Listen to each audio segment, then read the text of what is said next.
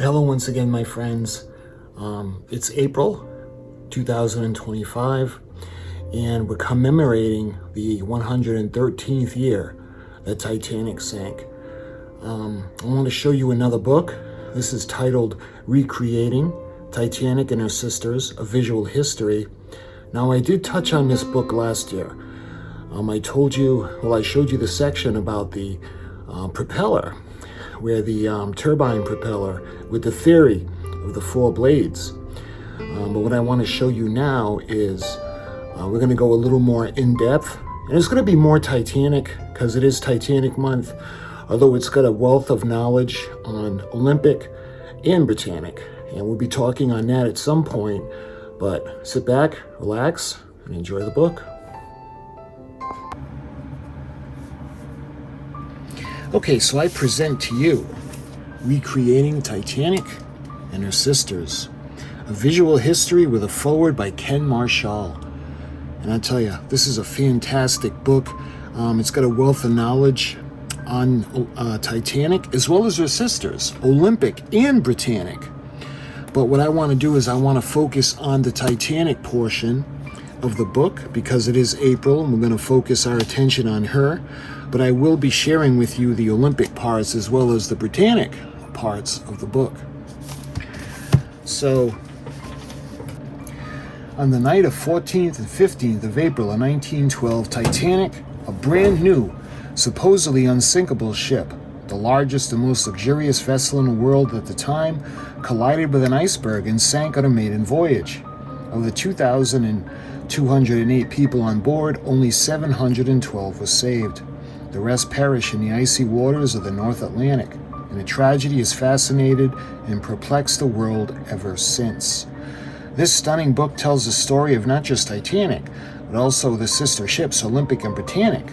Maritime expert J. Kent Layton, Tad Fitch, and Bill Wormstedt tell the stories of these legendary liners with a compelling narrative alongside original artwork from up-and-coming artists, bringing to life the design, construction, and service of the ships together with the wrecks of the ill-fated Titanic and Britannic.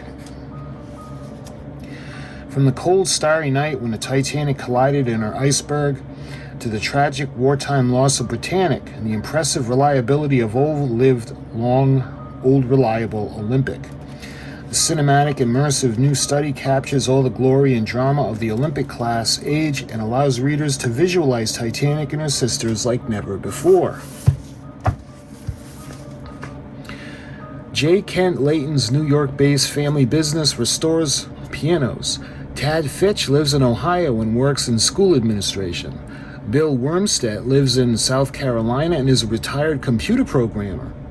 In addition to their work on such maritime volumes as The Unseen Mauretania, The Unseen Aquitania, Into the Danger Zone, and the article A Lifeboat Launching, Sequence Re-Examined, these three authors wrote the classic On the Sea of Glass, Life and Loss of RMS Titanic, and collaborated with other historians to produce reports into the loss of the SS Titanic, a continental reappraisal, Titanic solving the mysteries, an online article Abandoning the Titanic, Abandoning Reality, and a host of other maritime works.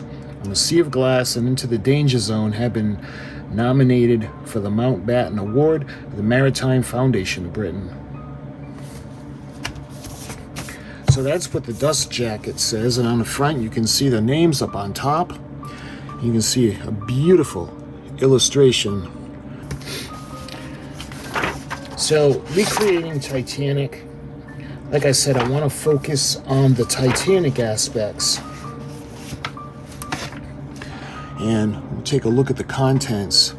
There's a foreword by Ken Marshall, the introduction. Chapter 1 is Olympic and Titanic, the ships of wonder. Then we go into 2, the Titanic's maiden voyage. 3, the sinking of Titanic. 4, Olympic, the neglected sister. 5, Britannic, tragic twin. 6, the wrecks of Titanic and Britannic. 7, the artists behind the imagery. Then it goes into the acknowledgments and the biography. So we're going to take a look at mostly Titanic related items in this book.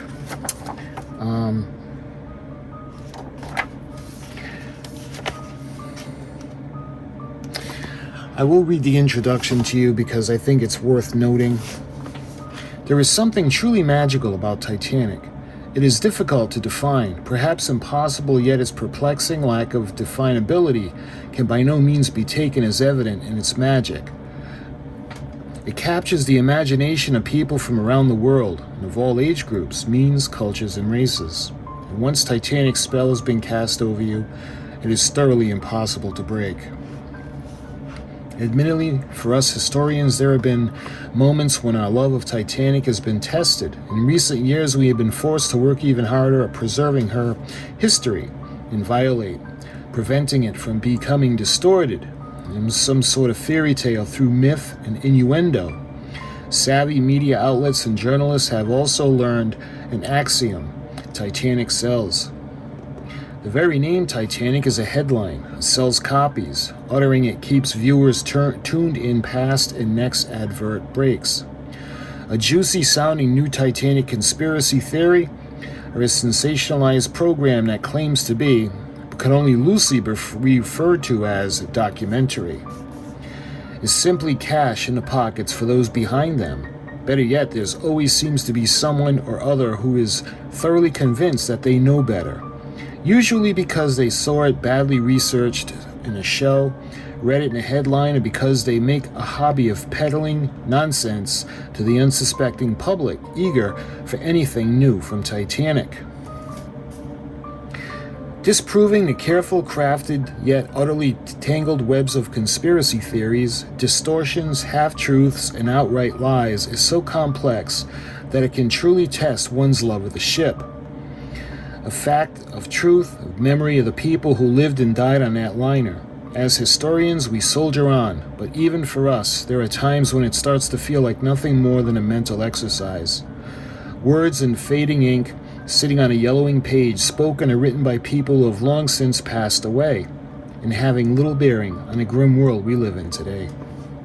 Every now and then, however, one feels the thrill of why we first fell in love with Titanic. In those moments, the very soul of the ship feels that as if stirring anew. This book began with such a moment. One afternoon, one of our team stumbled across a set of photographs taken in a recreated stateroom of Titanic, populated by a woman in period garb. But all that time seemed to stop. You could almost hear her refrain, the tales of Hoffman echoing faintly down the corridor just outside the stateroom as the ship's band played their last song in the reception room that Sunday evening. You could almost hear the steady throb of Titanic's great engines pulsing through the deck plates, as if the woman was about to spring to life and would head back up to play bridge with her friends in a lounge. In that moment, Titanic was alive again. It didn't stop there. Today there is an entire crop of new enthusiastic artists working in various media to recreate Titanic and her sisters. Next, we found a set of photographs from a talented model maker who made authentic-looking images of Titanic being fitted out in Belfast. Then there was a series of paintings by another artist, then a series of images from a digital model of Titanic. One after another, we kept finding more and more pieces that simply thrill and fire the imagination. Just recently, we worked with a team of digital and graphic artists to create an all-new computer model of the Titanic and sank it in real time for an audience of thousands. While we and our team members narrated the events available on YouTube, it was entitled The Sea of Glass, Live, after the title of our 2012 volume. Making this film in a real-time syncing historian edition that was released afterwards, which improved audio and visual effects, was nothing like that any of us had ever experienced before. As we worked and watched, we were able to see all the different elements of the disaster play out in real time and all together in one place for the first time since 1912. It was an exciting and simultaneously deep, moving experience for each of us. Then it hit us. It was time to bring Titanic back to life again.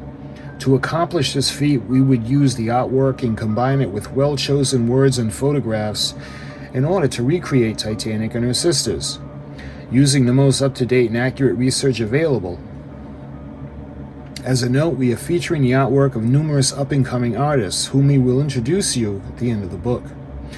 You may notice that each artist is a slightly different take on the color and design of this feature, or that part of the ship. Quite simply, there is some room for interpretation in colors or certain little-known features that were on Titanic. We are not going to jump in and say that it had to be this way or the wrong way. Instead, we're going to have the artists present their own vision, but we want you to enjoy the attention to detail and skill that went into each piece. Use these remarkable artists, and we're very impressed by each one of them. As you read through the book, try to put the modern world from your mind for a little while. Turn off the mobile phone, perhaps play some period music. Try to regain the feel of that entire era once more. Perhaps, just perhaps, you will feel the stirrings of what first brought you to Titanic. We guarantee that you will actually slip away from the century and find yourself in 1912 as Jack Finney's fictional character, Cy Morley, did in the novel time and again. But who knows? At the very least, we hope that you will come away with some childlike feeling of wonder and awe that we felt while putting this book together. We hope the Titanic will come back to life anew for you as you look through these pages. Some 25 years ago, James Cameron asked the world, "Are you ready to go back to Titanic?" The question is as valid today as it was then, but in a personal question that only you can answer for yourself. We hope you answer yes. Tad Fitch, J. Kent Layton, Bill Wormstedt, and that was in January of 2022. I wanted to share that with you because I thought that was a great introduction. We're going to go right into the Titanic. Chapter 1 is Olympic and Titanic, the Ships of Wonder. And it talks about forming her. Joseph Bruce Ismay, chairman of the White Star Line and son of the company's founder. You can see a portrait of him. And look at this one. This beautiful picture is actually of the Lusitania, the Cunard liner. And this is in September of 1907. It also talks about tonnage and gross tonnage. And there is a difference. I automatically assume that we all know it, but I think I'm going to read this to you just for a clarification.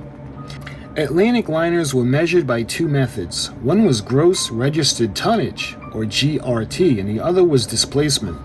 Both of these measurements used the term tons, but confusingly, one of them actually referred to weight. The ship's displacement is actually the measurement of weight because it measures how much seawater the hull displaces when it is afloat. Olympic and Titanic's displacement were measured in imperial tons of 2,240 pounds each, not the 2,000-pound ton that many are familiar with today. I just wanted to touch on that real quickly with you guys.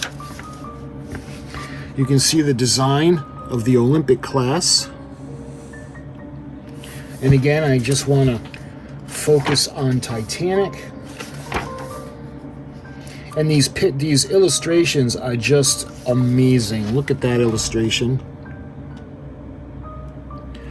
The painting of Titanic, the new graving dock prior to its forward promenade being enclosed. Titanic is afloat for the first time. Spectators line the banks and watch as the vessel's hull is towed from the main channel toward the new fitting out wharf in this artistic recreation of the event. So again, this is not an actual photograph, but this is pretty amazing.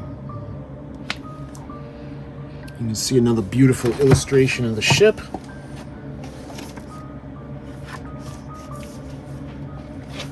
We got some illustrations now when it comes to her engines. 3 views of the working reconstruction of Titanic's portside reciprocating engine, as built by Derek Staines. The one in the middle, the photo shows the entire engine, including the double bottom platform. And you can see the close-up view of the rebuilt portside reciprocating engine. You can see the gangways. And look at this. This spectacular photo was taken in September of 1911 and shows the extent of the project to be rebuilt B-deck in areas one can see right through the ship. Even a second-class promenade is affected as it is being shortened. So that's an actual photo, and this is just amazing.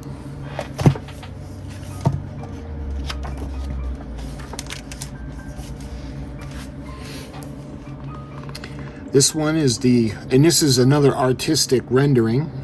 The work on the starboard side of B-deck. And on the bottom, an artist rendering set around late summer of 1911 shows the gaping hole in the opening of the boat deck where the grand staircase will eventually be fit in. And Titanic's number 2 funnel being placed in early October of 1911. Again, that's a rendition.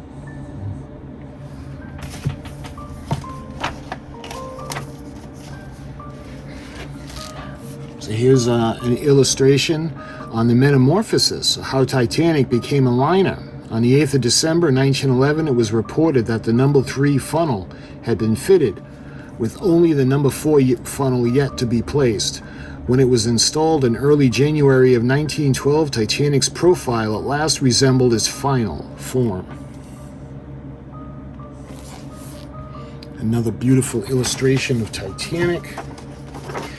And this is what I had shown you guys last year, the rendering. And again, this is a rendering of the Holland and Wolff worker in front of the ships, and they're talking about the possibility of the 4th fan blade on the turbine propeller.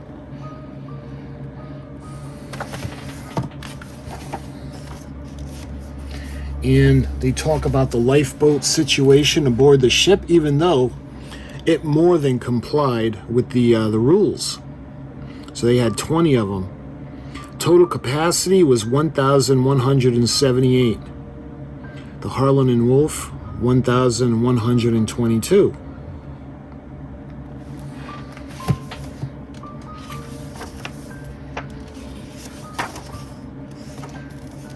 And it talks about Titanic's rudder. It has been reportedly claimed that Titanic's rudder was too small, and she was handicapped in her turning ability when the iceberg was spotted.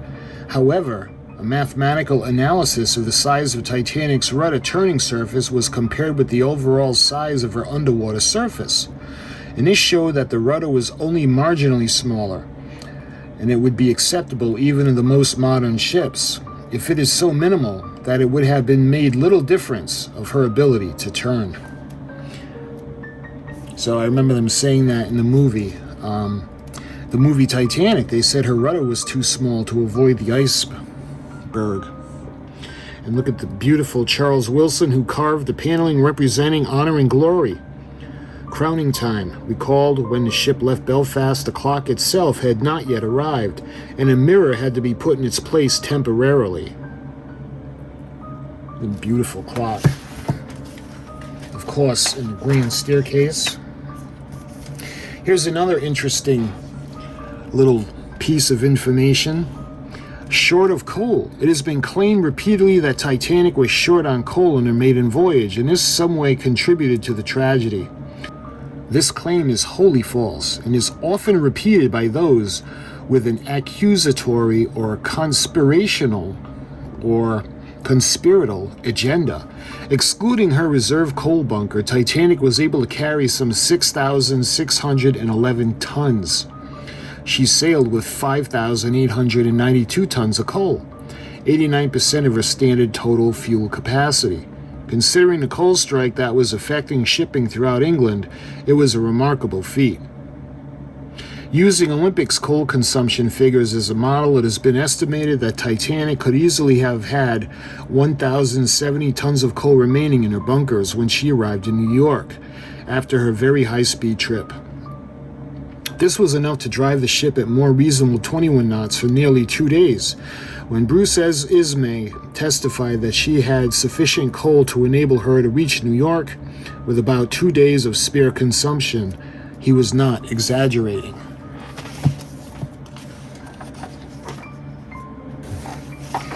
The ship is so beautiful. I could just read you the book page by page. I don't want to do that. There's the mental notes that I put aside that I want to share with you. Look at the top photo is B deck. The entrance forward is the Titanic's first-class passengers would have seen it upon boarding the ship. And then looking down from the grand staircase, look at that beautiful dome. Again, these are all artist rendering. There are no photographs on these pages right now. The top photo is, let's see, this is A to E deck, located just forward of the grand staircase. This is the D deck reception room, and the forward starboard corner of the recreation room. This is the reception room, the first class dining saloon, and the first class gymnasium, and the reading and writing room. And that was on the port side of A deck.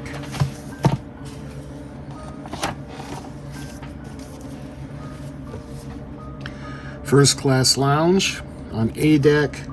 This is the moving aft from the lounge from the aft first class entrance. And the smoking room. Look at that. This is the aft end of the smoking room, the coal-burning fireplace. Moving through the revolving door in a smoking room, one entered the port side of the veranda cafe. And you can see the aft grand staircase from B deck.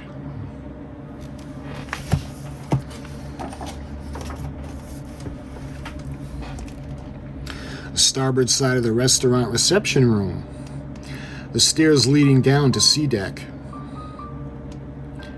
The lowest level of the aft grand staircase. Restaurant reception room looking forward along the storyboard side. Now this is an improvement over Olympics layout. And you can see the a la carte restaurant. Cafe Parisian. And deep in the forward end of Titanic was the squash and racket court. And then we have the exotic Turkish bath. An F deck. And you take a look at the swimming pool near the Turkish bath. And this is stateroom A10, located forward on the port side. And this would be the C deck, the suite on the starboard side. The Strauss's stateroom C57. The sitting room for the parlor suite, and the sitting room of the parlor suite B52, B56.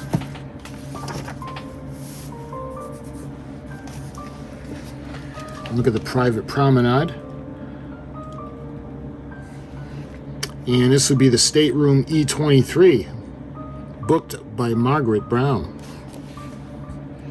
This is the second class promenade in B deck. And we're starting to tour the second class now. This is the second class entrance room.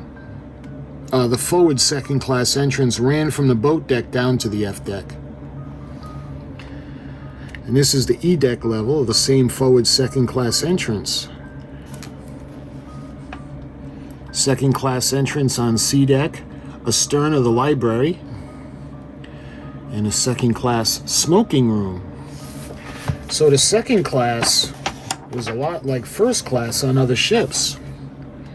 The second class dining saloon, second class cabin E74, located on starboard side near the reciprocating engine casing. And now we go to the third class. And taking a look, you can see the top one was the third class open space. This was the middle one, is the third class general room. And we have the third class smoking room. Third class entrance on C deck beneath the poop deck. Third class dining saloon was located on F deck. And this is a third class stateroom, E107. And the ladies' lavatory was was located forward on the starboard side of E deck. So the third class didn't have restrooms in their rooms, obviously. The men's bath on the port side of D deck. And now we look at the officer and the crew spaces. So this is Captain Smith's sitting room. This is the officer's smoke room. And this would have been on the starboard side of the boat deck. And then we have on E deck off the Scotland Road, the dormitory style accommodating 22 waiters. And we take a look now at the Titanic's officers. And again, this is an artist's depiction.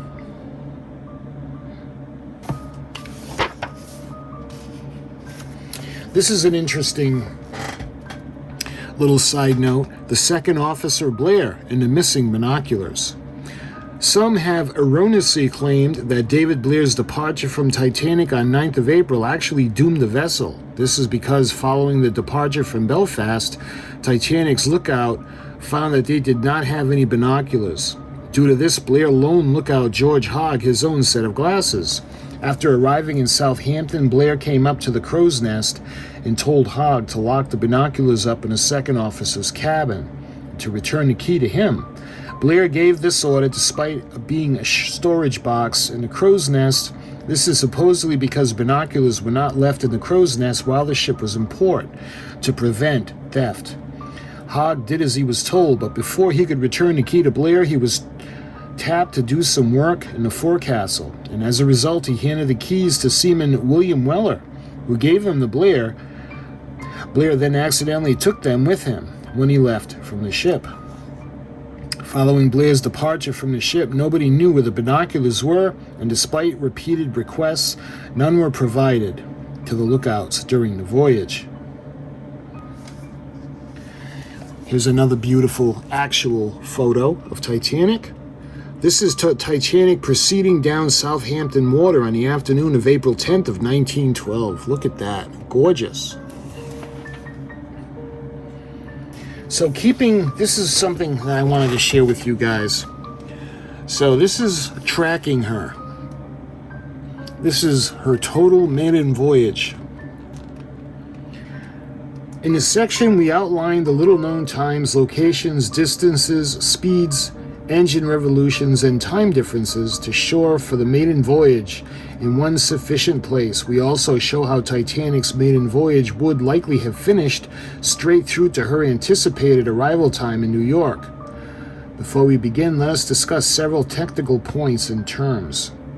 So the time differences, just as today, precisely 5 hours separated clocks in Southampton, England, and New York. 1. 10th of April, entrance to the English Channel after leaving Southampton. 2. 10th of April, Cherbourg, France. 3. On the 11th of April, Queenstown, Dorrance Rock. 4. 11th of April, turning point off Old Head at Kinsale. 5. On the 11th of April, turning point off to Fastnet Light. April 12th now, noon position, 50 degrees, 06 north, 20 degrees, 43 west. Again, April 12th, 5:36 p.m., position, 49 degrees, 45 north, 23 degrees, 38 west.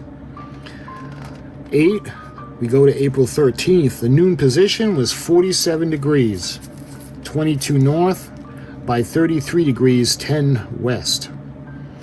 April 14th now, the noon position was 43 degrees, 01.8 north by 44 degrees, 31.4 west.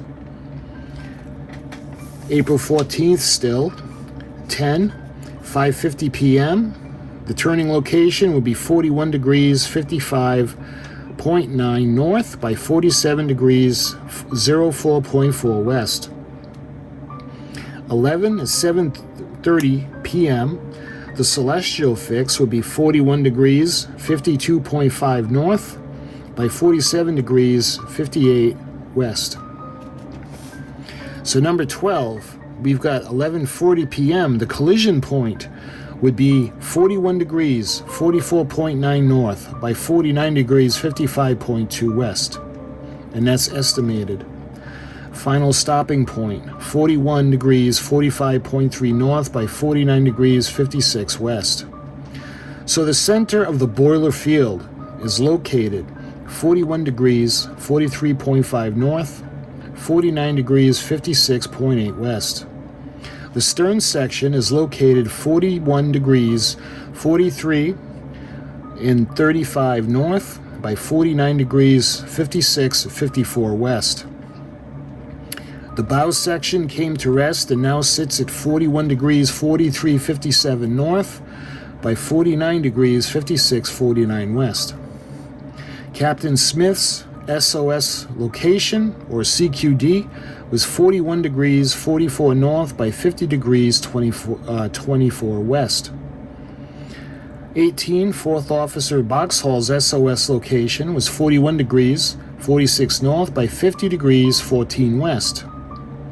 19, we have the 15th of April, noon position, 41 degrees, 22 north by 56 degrees, 16 west. And again, these are estimated. April 16th, the noon position, 40 degrees, 40 north by 68 degrees, 22 west. The turning point off Fire Island light vessel, number 21, would be 40 degrees, 35 north by 69 degrees, 36.5 west. And 21, the entrance to Ambrose Channel, New York, 40 degrees, 28 north by 73 degrees, 50 west. And of course, this is a preview had she made it to New York. This chart shows details of Titanic's maiden voyage from Southampton past the evening of Sunday of April 14th, though, through to New York.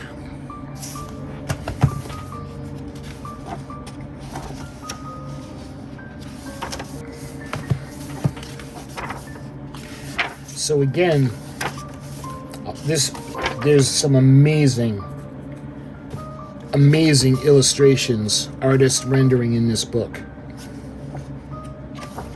So what they did was they actually took the information, and since obviously there's no photographs or video of the ship, they tell the story in just amazing illustrations. So then it talks about going through the sinking, seeing the iceberg, and the chaos that starts to ensue. So when it comes to the lifeboats, I thought this was an interesting chart. Lifeboat launch times and estimated occupancy. From Titanic, the lifeboat launching sequence re-examined. So from the port side, at 12:40, it shows it starting, the times. So from 12:40 all the way down to 1 o'clock, it's blank. At 12:47, you can see where it says fires, rockets first fired. Going all the way to 1 o'clock a.m., that's when lifeboat number 8 is launched. It's Officer Lightoller who's in charge of loading the boat. He, along with Wild and Smith. So the number of people on the boat was 27. When it was picked up by the Carpathia, the number remained 27. So when it comes to the starboards, we'll just do the port side first. So then we go to 1:10 a.m. Lifeboat number 6. We got Officer Lightoller and Smith. There was 23 people in the boat, and when Carpathia picked it up, there was an extra person. It was 24. Then we go to 1:20 a.m. We have boat number 16. Officer Moody was in charge of loading, and we have 53 people in the boat. When Carpathia retrieved the boat, there was 52, so there was one person less. Ahead to 1:25 now, boat number 14. We've got Lowe, Wild, and Lightoller. We've got 40 in the boat, but when Carpathia picked them up, there was only 25. At 1:30, they launched boat number 12. The officers in charge were Wild and Toller. They lowered 42 into the boat. And when Carpathia retrieved it, there was 69 people aboard. Now we go to 1:45 a.m., boat number 2. Wild and Smith in charge of loading. They lowered 17 people, and 17 people were rescued. At 1:50 a.m., launch of lifeboat number 10 by Murdoch and number 4 by Toller. With Murdoch, 57 people were loaded and 55 were retrieved, and with Toller, 30 were lowered in the boat and 60 were retrieved. You could see at 1:52 a.m., the rockets cease firing. Then we move down at 2:05 a.m., and this is boat D. The officers were Toller and Wild in charge. They lowered 20 people and 35 were rescued. On the B boat, Toller, the bridge goes underneath the water at 2:15 a.m. They had 28 people on the boat, and rescued from Carpathia was between 4 and 12 people. And at 2:20, that stops. So the totals are 364 people that Carpathia retrieved from the portside lifeboats. Looking over at the starboard side now, at 12:40 a.m., lifeboat number 7 and officers Murdoch and Lowe lowered 28 people, and when Carpathia retrieved them, there was 34 people in it. 12:45, lifeboat number 5, again Murdoch, Lowe, Pittman, at 12:43, lowered 36 people in, and Carpathia rescued 30. At 12:47, the rockets first start to fire. Then we go to 12:55, boat number 3, Murdoch and Lowe, lowered 32 people into the water, and then 32 was saved. Murdoch and Lowe would then launch lifeboat number 1 at 1:05 a.m. There would only be 12 people in it. 12 people lowered and 12 people rescued by Carpathia. Flash forward now to 1:30, lifeboat number 9, Murdoch and Moody would lower 40 people, and then 40 people would be saved. 1:35 a.m., lifeboat number 11 would be launched by Officer Murdoch. 50 people would go in and 50 people would be rescued. At 1:40 now, lifeboats 13 and 15 were launched by Murdoch and Moody. And the first one, number 13, 55 people went in and 55 people were rescued. The second one was launched at 1:41. 68 people went into the water and 68 were rescued. At 1:52 a.m., the rockets cease firing. And then we go to 2 a.m., and this is boat C. Murdoch and Wild were the officers, and 43 people went into the boat and 43 were rescued. Then we go to 2:15 a.m., lifeboat A. Murdoch and Moody were in charge, and this is when the bridge goes under the water. 13 people were lowered, and 14 people were rescued. So total, the final totals from port and starboard was 728 people. Number of people buried at sea from Carpathia was 4. The survivors was 724, and the actual survivors was 712. I thought this was going to be an important piece of information to share with you guys, just because I haven't touched on that in any of the videos. Here's another thing I want to share with you guys. So this is the chronology of times between 14th and 15th of April of 1912. Titanic, Mount Temple, and the Californian. So New York time is 8:30 p.m. Californian stops in ice. 9:38 p.m. The Titanic hits the iceberg. 10:23 p.m., light reported ahead of Titanic. 10:25 p.m., Titanic sends out the first position. 10:35 p.m., Titanic sends out Boxhall's corrected position. At 10:40 p.m., Mount Temple changes course to the northeast. 10:45, the Titanic sends up the first rocket. And this is an approximate time. And this is New York time. 11:50 p.m., Titanic sends up the last rocket. At 12:18 a.m., New York Eastern Standard Time, the Titanic would sink. Again, this is New York time. At 2:08 a.m., Carpathia reaches the first lifeboat. And at 3 a.m., Mount Temple stops in ice. So Titanic, ATS, was 2 hours and 4 minutes ahead of New York. Mount Temple, ATS, was 1 hour 46 minutes ahead of New York time. Californian, ATS, was 1 hour and 50 minutes ahead of New York time. All these times were based on where each vessel was when local apparent noon occurred for them on April 14th of 1912. So I thought that was an interesting little tidbit that I wanted to share with you guys as well. And there are a couple of notes that I wanted to pass along to you. And I know it's a long book. There's just so much information I thought was important to share with you, like the lifeboats and the time charts and all that stuff. But when it comes to this book, this is pretty interesting on the premise because they have artists telling the story visually.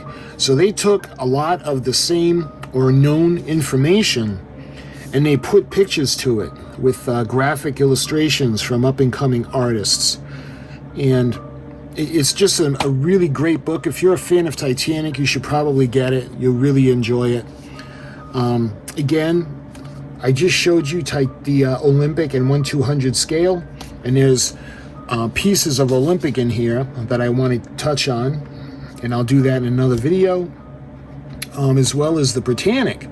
I showed you the model kit from Hobby Boss of the Britannic, and I want to touch on information on the Britannic in this book as well. But I don't want my video to be 12 hours long. So my friends, if you made it this far in the video, I thank you so much for watching. My fellow Titanic lovers, until my next book review or video on the RMS Titanic, I thank you so much for watching, and I'll talk to you guys really soon.